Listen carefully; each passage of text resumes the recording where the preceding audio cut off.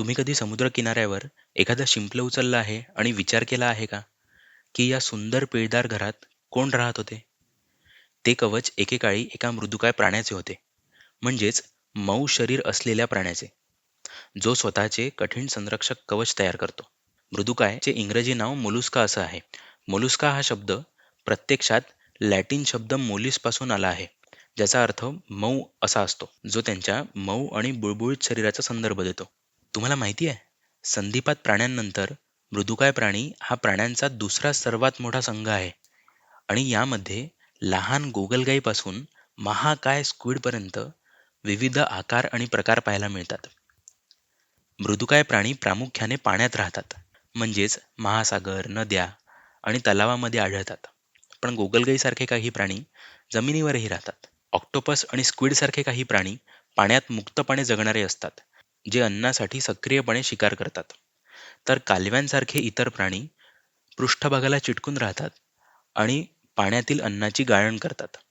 मृदुकाय प्राण्यांचे शरीर अखंडित असते आणि ते अनेकदा बाह्य कवचाने संरक्षित असते.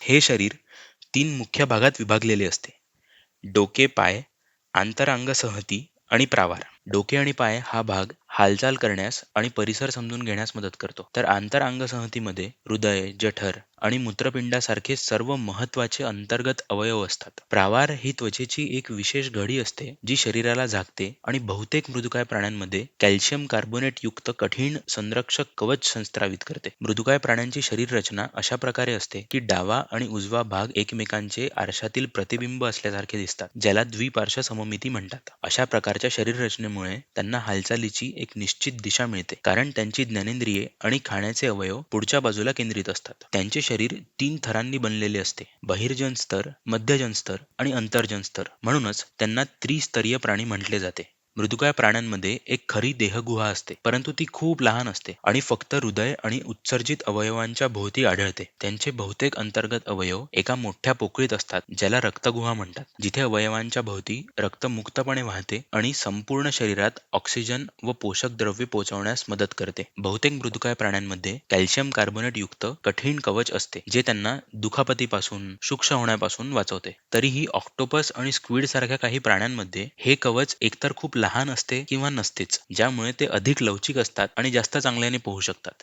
मृदुकाय प्राण्यांमध्ये संबंधित कार्य करणारे अवयव जसे पचन, रक्ताभिसरण आणि चेतासंस्थेसारख्या विशिष्ट संस्थांमध्ये एकत्रित केलेले असतात. ही रचना, जिथे प्रत्येक संस्थेची एक निश्चित भूमिका असते, तिला आपण अवयवसंस्था स्तर संघटन म्हणून ओळखतो, जे शरीराची उच्चस्तरीय गुंतागुंत दर्शवते. मृदुकाय प्राण्यांमध्ये अन्न तोंडातून आत येते आणि पचनासाठी लांब अन्न मार्गातून जाते आणि शेवटी एका छिद्रातून बाहेर पडते. हे दर्शवते की त्यांची पचन संस्था संपूर्ण आहे, ज्यामध्ये तोंड आणि गुदद्वार असते.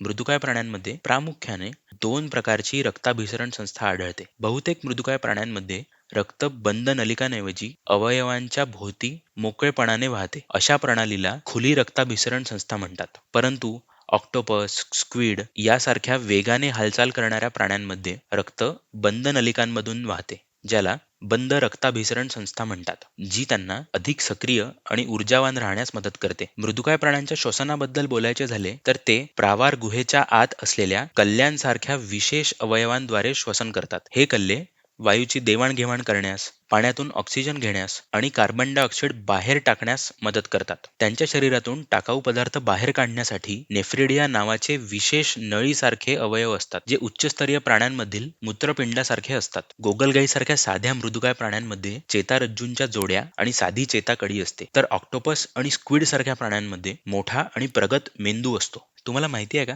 ऑक्टोपस हे समुद्रातील कोडे सोडवणारे उस्ताद आहेत. वैज्ञानिकांचे संशोधन असे दर्शवते की ते अन्नासाठी कोडे सोडवू शकतात, बळण्या उघडू शकतात आणि कठीण आव्हाने पूर्ण करू शकतात. किती मस्त ना. एका प्रयोगात तर ऑक्टोपसने पाण्यातील चक्रव्यूह सुद्धा पार केले होते. यावरून हे सिद्ध होते की हे अद्भुत जीव किती हुशार आणि जिज्ञासू असतात. बहुतेक मृदुकाय प्राणी शरीराचा मासल पाय या भागाचा वापर करून हालचाल करतात. गोगलगाई सरकतात कारण त्यांचा रुंद सपाट पाय बुळबुळीत पदार्थ स्रोतो आणि स्नायूंच्या लाटांसारख्या हालचाली करतो, ज्यामुळे त्यांना पृष्ठभागावरून सहजपणे पुढे जाता येते. स्क्विड आणि ऑक्टोपस तर त्यांच्या स्नायुमय पोकळीत पाणी ओढून घेतात आणि नंतर एका अरुंद छिद्रातून वेगाने बाहेर ढकलतात, ज्यामुळे ते विरुद्ध दिशेने पुढे जातात. याला इंग्रजीत जेट प्रपल्शन म्हणतात. मृदुकाय प्राण्यांमध्ये लैंगिक प्रजनन होते आणि ते बहुतेकदा एकलिंगी असतात. त्यांच्या जीवनचक्रात अनेकदा डिंब अवस्था असते, जी नंतर प्रौढ रूपात विकसित होते, ज्यामुळे त्यांना जलीय वातावरणात दूरवर पसरण्यास मदत होते.